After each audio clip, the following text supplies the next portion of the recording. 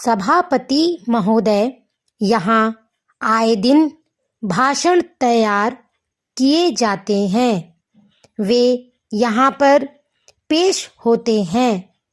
उन पर धन्यवाद के प्रस्ताव पेश होते हैं और पास होते हैं, परंतु हम अपने देश की सेवा तब तक नहीं कर सकते जब तक कोई ठोस काम नहीं करते, जब तक हम अपने हालात के मुताबिक काम शुरू नहीं करते, तब तक हमारी दशा में सुधार नहीं हो सकता। इस सदन में शिक्षा के बारे में कई बार कहा कि शिक्षा की पद्धति जो हमारे देश की है वह हमें अंधेरे की ओर ले जा रही है।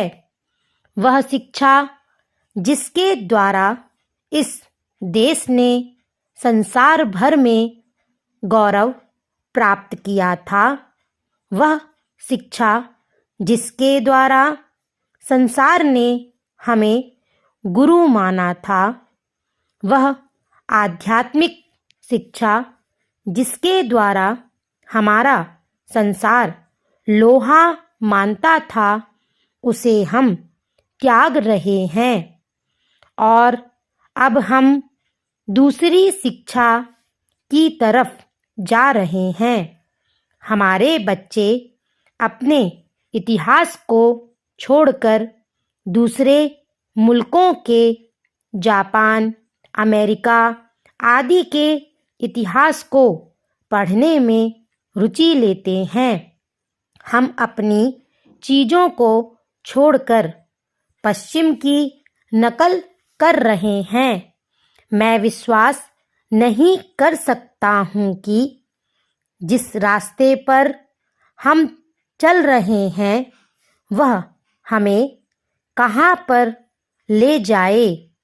अगर हमें अपने जीवन को ऊंचा बनाना है तो हमें वे उपाय करने होंगे जो पहले हमारे देश में मौजूद थे, लेकिन हम उन उपायों को भूलकर दूसरी ओर भाग रहे हैं। अभी कुछ दिन पहले मैं दिल्ली गया था। मेरे दोस्त ने बहुत ही आश्चर्य में कहा था कि एक फ्रांस के विद्वान दिल्ली में आए थे।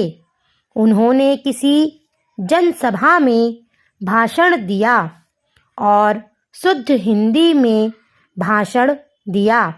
मैंने बड़े गौरव के साथ जाकर उनका धन्यवाद किया।